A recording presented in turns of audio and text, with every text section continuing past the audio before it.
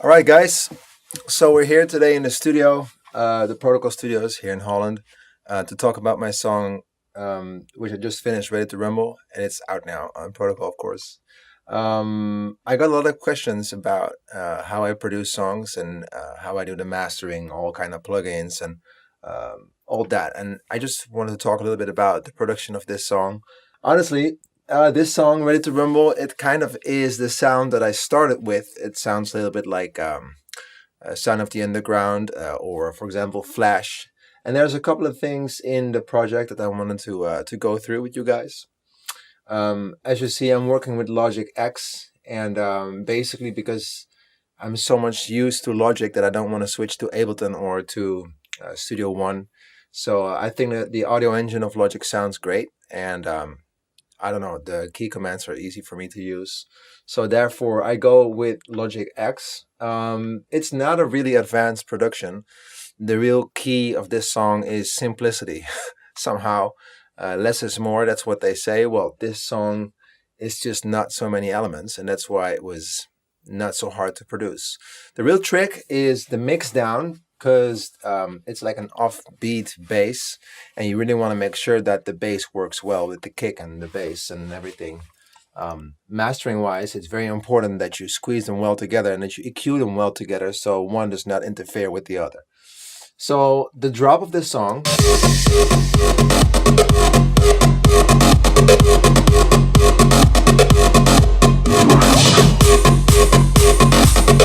as you can see, there's only a couple of things playing. It really is a kick drum. There's like a synth, and that's layered to a couple of other synths. And there's two different basses and some FX. So that's all that's playing really in the first part of the drop. So if I would solo them one after the other, there is the kick.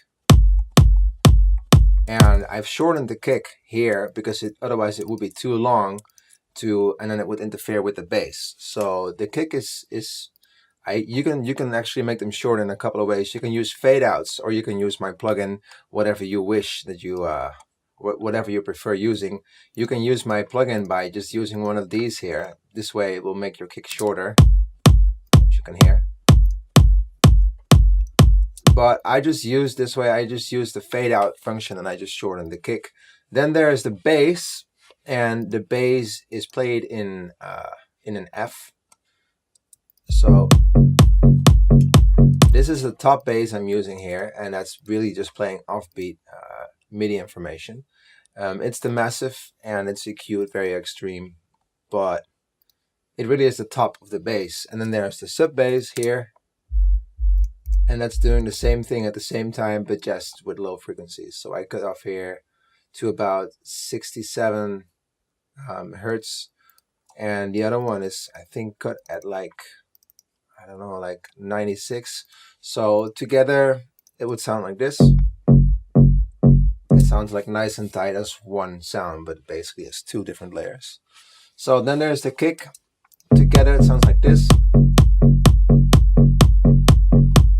Really brings back old school memories. And there's one thing playing more, that's the sidechain. Normally I used two different kind of sidechain. One is like a compressor from Logic. It sounds really natural, and you can make it sound like there's no sidechain at all. And then of course I have my own kick drum, my own plugin that I'm using a lot for sidechain. In this case I think I've used both. So to make sure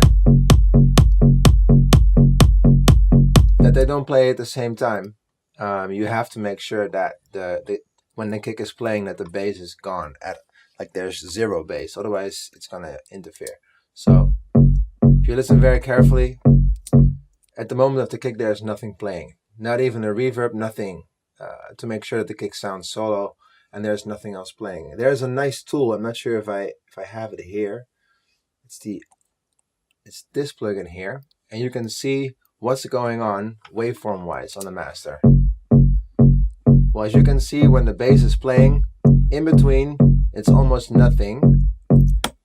And if you look at the kick here, And if it's done right, there should be a kick and then the bass, then the kick, then the bass, and nothing at the same time. So that would look like this.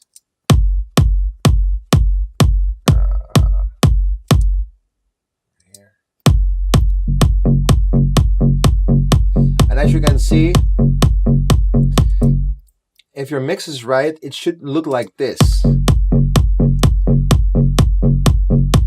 You can exactly see the transient of the kick because that's where it peaks, and then the rest is bass, and it should look like a transient like this, and then the bass should be in the middle, and it should look like one picture. If there's still bass playing when the kick is playing, it will get harder to mix, and it will sound less good and less. It works less together. So it's really important that you mix them well, and that one bass is not at the same frequency as the other one, that it complements each other, and that it's used as a layer instead of frequencies playing at the same time, because that's gonna phase around and it's gonna make your mix worse.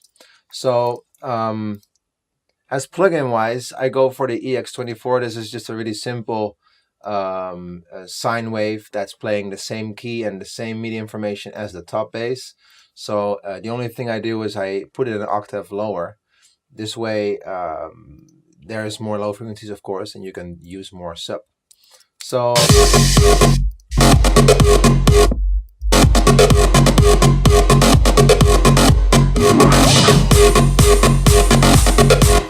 and then another thing in this song that's really important is the main synth, and it looks and it sounds very easy, and it actually is easy.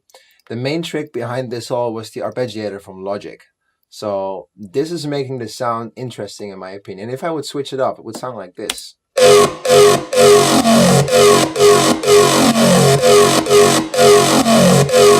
If I switch it on, so this makes it more bouncy, and I think this is a very nice tool of Logic that where you can make an instrument and where you can make a sound very interesting with. There's a couple of different things you can use. I just played around with it until I was satisfied with the result, but you can really use it all kinds of different ways. So if I would use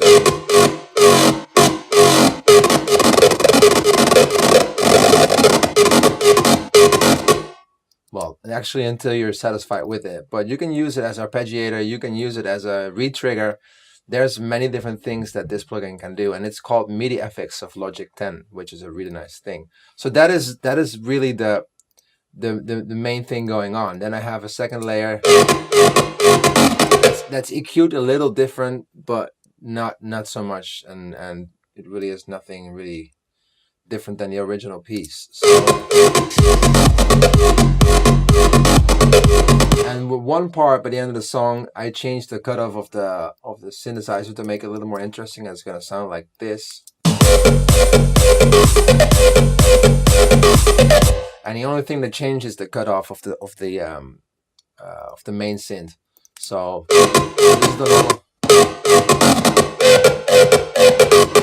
It's a new layer playing just to make sure that the original layer is not being affected by the cutoff and by the automation. Logic 10 most of the time is not really stable with using automation, so I'd rather go for a new channel, making sure that everything will sound the same and nothing changed by the automation of Logic when it's not necessary.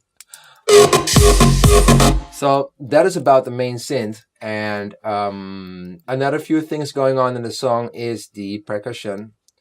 I'll mute a little bit of the rest.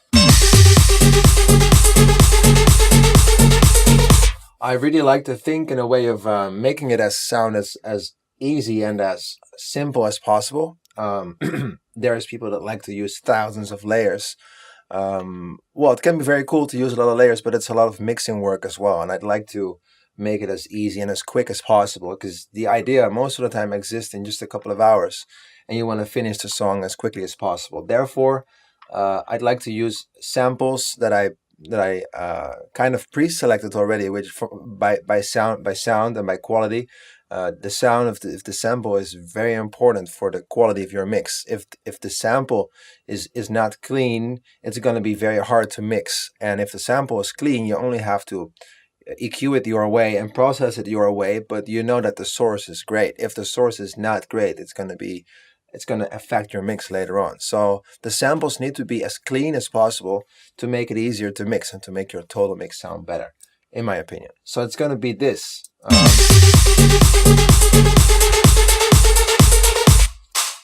A simple clap that's playing on every kick. Well, not so much going on there. Most of the time I do a fade in, or you can use a little bit of sidechain to make sure that the transient of every clap is not interfering with the transient of the kick, because there's just you wanna make sure that your kick punches through your mix. This way you need to make sure that nothing else is playing at the exact same time as the transient of the kick. This way it will make sure that your kick and your mix feels punchy, and that your kick is standing out of the mix. So I always do that with the same kind of instruments. So there's like a head noise playing, and it really is an ESP of Logic doing the same thing.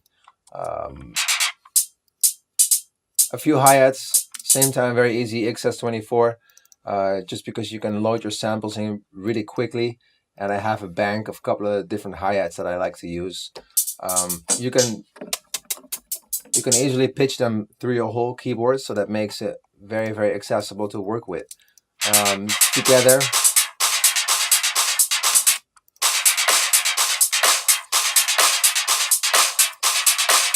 this is there's a right here.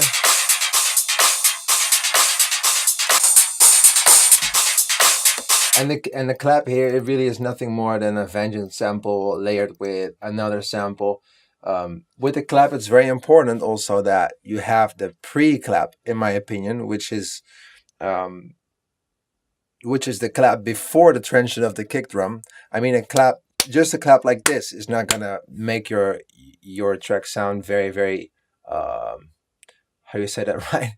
It's very hard to have a clap sounding like a clap in a mix, instead of just if you just do this, it's very hard to put that right in the mix, because if you put it right on the transient of the kick, it's going to interfere. So you want to have it before the mix, before the kick drum and after the kick drum. This way it sounds like a clap, but it's not interfering with the transient of your kick. So one is pre and one is post kick.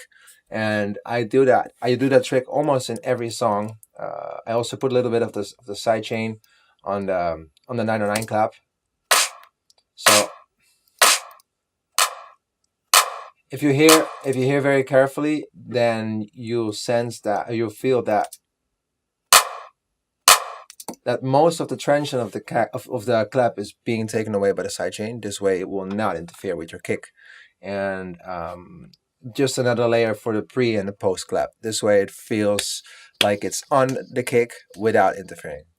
So again, I mean, it's just very important that every single sample has its own spot in the mix.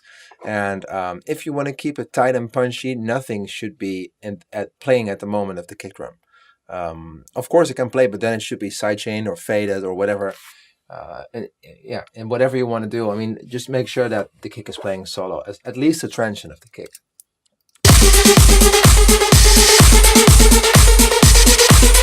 Well, then there's a few effects playing. There's the downlifter and the uplifter, and a simple snare drum. And this snare drum, I just use a really simple plugin. You can use actually the sound shifter pitch of waves to do it, or you can use the quick whack pitch just to make it go up and down. You can pitch it up and down. And there's really a lot of plugins that can do pitching, but most of them are just not sounding so great. In my opinion, the Waves one, the sound shifter pitch, is doing the best job when it comes to good sounding pitches in your mix. So it's basically just going up, and then there's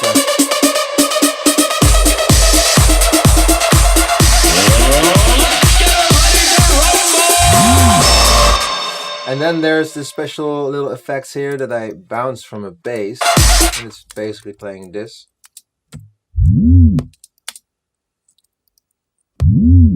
It's just really easy. I just playing around with the EX24, and I kind of pitch bended it a little bit. I recorded it and bounced it in place.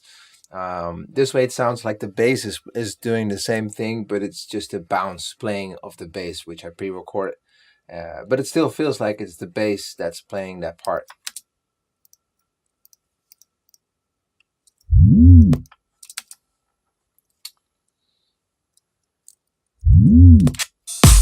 Ladies and gentlemen.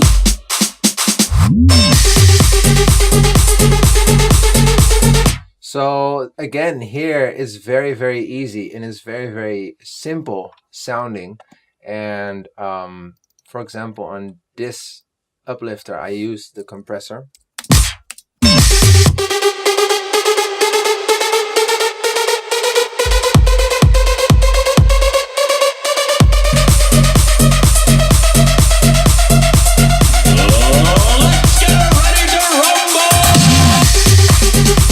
So there's a couple of white noises going on here.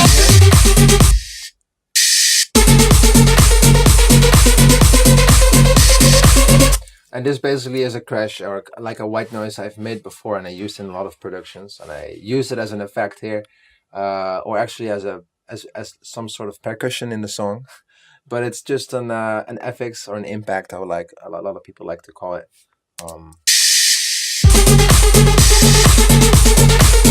So then there's the break is really a massive, and the massive I just I did the same thing with Metropolis, for example. You just use the options in the massive of the LFO tool or the LFO that you just you put it up to max and then release it real slow, and this way it's gonna sound like this.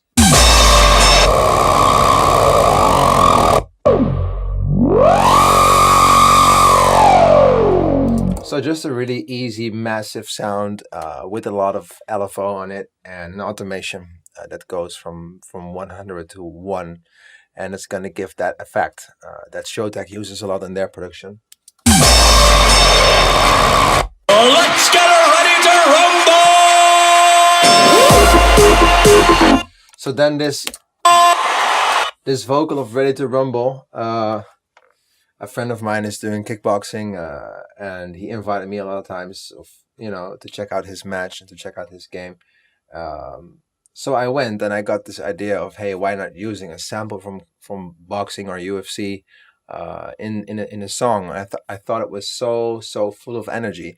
So we just took the sample from a YouTube video, I bounced it, and then we had it replayed by a special company, and this is the result. So it fits in the song really easily. A lot of people can relate some sort of to the sample, and it gives a lot of energy in your set. Nothing special here, just let's get ready to rumble. Ladies and gentlemen, let's get ready to rumble! I use a lot of crowd noise in the song just because you want to give people the illusion that that this part is being played in a match of UFC or boxing where there's audience. So I put in the audience of the crowd effects as a filler just to make it feel more natural. Ladies and gentlemen, let's get ready to rumble!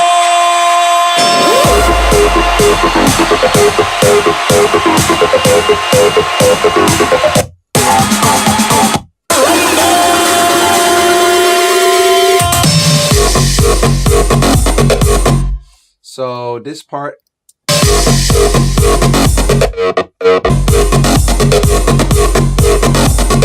alright, so this part is basically the same as the first drop. The second drop just has like a ride that's playing at the same time, just to give it a little more impact. And basically nothing more is playing in this song. So it really is simplicity. It really is the energy of the vocal that makes it sound the way it sounds. And a little quick look at the master chain. A lot of producers think that mastering is the key of making a song sound fat.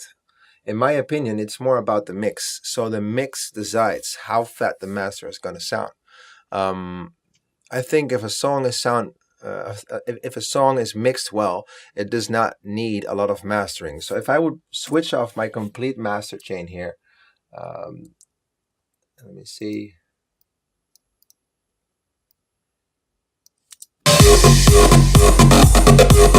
It's going to sound almost exactly the same. So the only thing that my master chain is doing is low cutting a part of the song. It is compressing a little bit, giving a little bit more edge here and there, complementing a few frequencies in the mix. I think harmonic EQing is really helping you with mixing to get your song mixed right and to make it sound better. If you want to know how that works, I'll do a different tutorial about that part of mixing. But it kind of means that every frequency and every key in the at your keyboard is linked to certain frequencies. For example, the G is connected to 50 hertz and the F is connected to 40 something. If you know how that works, you can boost certain frequencies and you can leave certain frequencies out. So harmonic EQing, I'll talk about that in a different tutorial, but I did that on this song a little bit because it's just a few elements and you want to make sure they stand out well in the mix and that all the frequencies are covered in the complete mix. So, but the master chain is nothing special. It really levels out your song. It really levels all kinds of different things. And then there's the compressor that does a little bit of, it takes the edges out a little bit, and limiting to make it sound loud, and an inflator of Oxford to make it sound even louder. So if I would go through them all, let's switch them back on. So it really is a gain. The gain doesn't do anything on this track, but sometimes I automate the gain to have a little bit of control over the full mix, especially when it comes to building up to a drop. So then I have a low cut, which I'm not using because I think the low cut influences the mix too much. So to achieve the same effect, I'll use a channel EQ. I don't know why it works like that, but in my opinion, it sounds better than the low cut of Logic. So I did the same thing. I low cut the song at 40.5 hertz, which is quite high for a song in this key because it's playing in F. But still, I thought that the mix would not stand out, or actually would not work on a bigger sound system when it would not be low cut. I think the amps would just not be able to process the low frequencies. So I low cut them at a very, very high frequencies, which is 40.5. And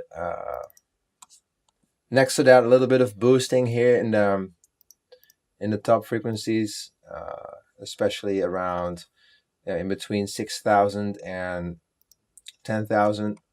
Then I have a limiter going on, doing not so much. It's not working with any look ahead. It's just a gain of plus 0.5 dB just to take a few of the edges off. I have an Oxford inflator going here that's just making it a little bit louder. A Magic AB just to make sure how it sounds in comparing to other songs. This way you know if it sounds good and if it sounds good enough in comparing to other ones. I used Barricade of Axwell. I think that is a really great sounding song. I emailed him about it because it sounds super fat. My own song, Sound of the Underground, I like to use a couple of songs of John Christian and one of Robbie Rivera. And this way I know, reference-wise, how it should sound like. Well, it really is the trick behind Ready to Rumble. If you want to know more, make sure that you subscribe to my channel. I'll be doing tutorials and interviews and all kinds of technical stuff on this channel once in a while. So make sure you subscribe here, and I would say good luck with mixing, mastering. Tweet me at Nick Romero. Ciao.